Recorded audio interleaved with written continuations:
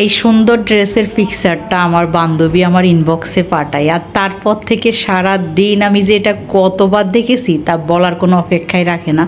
আর ভাবছি যে কিভাবে কি এটা মেক করা যায়, এটা আমাকে মেক করতেই হবে। হ্যালো, আসসালামু আলাইকুম, কেমন আছেন আপনারা সবাই? আমি আলহামদুলিল্লাহ অনেক বেশি ভালো আছি। এদিকে আমাদের মিকি বাচ্চারা দোল খাচ্ছে, আর আমি আছি ভাই রান্নার চিন্তায়, কী দিয়ে কি রান্না করব, কি করলে ভালো হবে, এই সব চিন্তা করতে করতেই দিনের বেশিরভাগ টাইম কেটে যায়।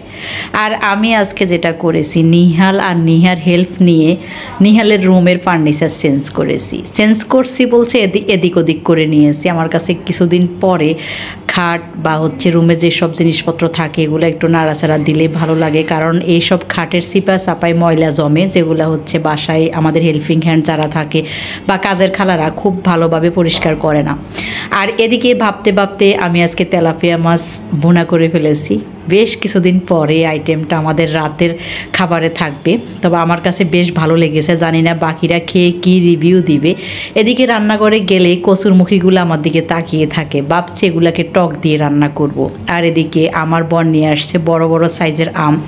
এগুলাকে কী আম বলে আমি ঠিক জানি না, তো এগুলো একটা আম একজনের পক্ষে খাওয়া একদমই সম্ভব হয় না। আর আমগুলা বেশ মজার ছিল। বেশিরভাগ ক্ষেত্রে হয় কি, আমগুলা খুব বেশি মিষ্টি হয় না, আদৌ মিষ্টি বা আদৌ টক এই টাইপের হয়, কিন্তু আজকের আমগুলো সেরা ছিল।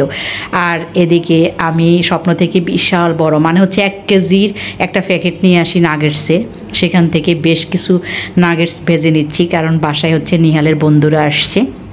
আর আমি রাতে রান্নাবান্না শেষ করে যেটা করি, এই যে আমার মাথায় মেহেদি লাগাই, আর এটা আমি 1-2 ঘন্টা রেখে তারপর শ্যাম্পু করে ফেলি। এটা আমি সপ্তাহে 1 দিন করার ট্রাই করি এবং এটার একটা ভালো রেজাল্ট আমি পাচ্ছি। Thank you so much.